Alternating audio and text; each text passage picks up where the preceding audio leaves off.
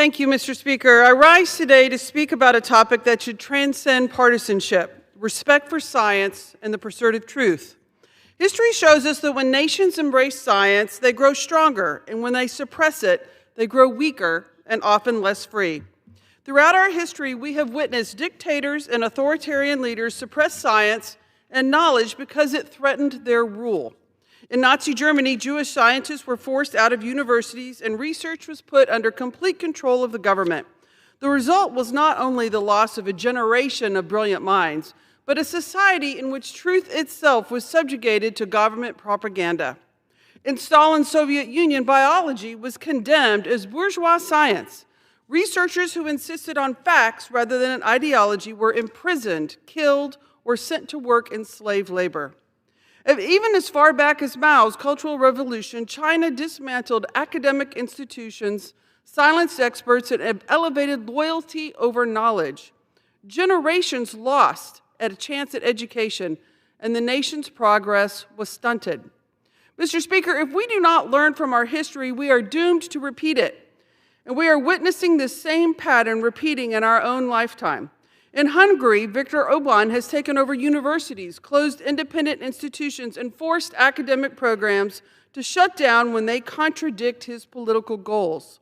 And in Russia, Vladimir Putin has jailed scientists and censored research, all to preserve the illusion of control and strength. What these regimes have in common is simple. They know that science, at its core, is a challenge to authoritarianism.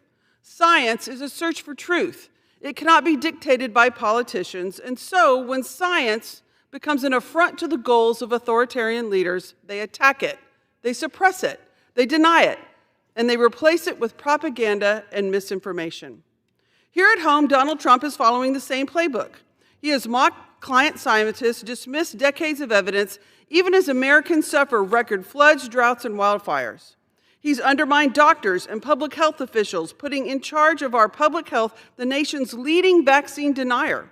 Trump has promoted unproven cures for diseases, cut billions in critical research funding, and dismantled advisory boards that create avenues for government to work with scientists to make good policy.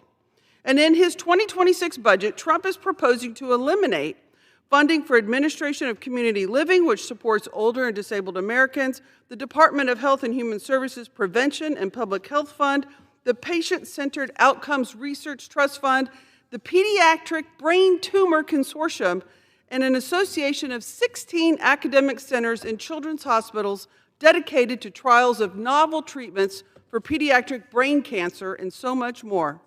We need to understand why is this happening and why are Republicans in this Congress supporting it.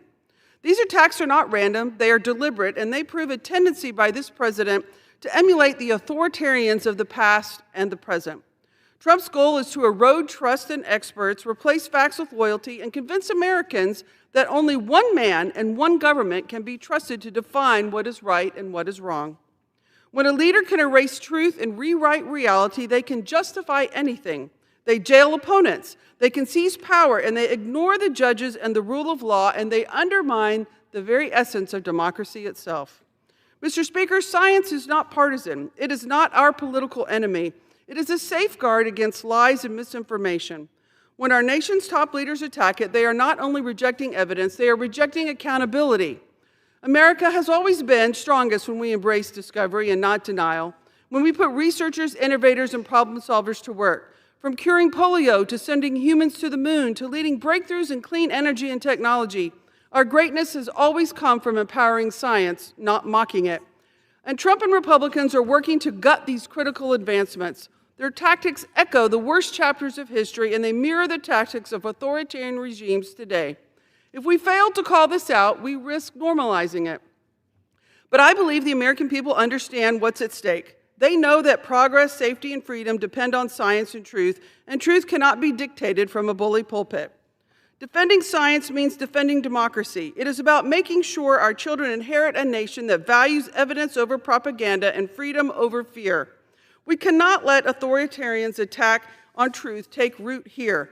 We cannot let science become the casualty of politics, because if we do, history shows us exactly where that road will lead.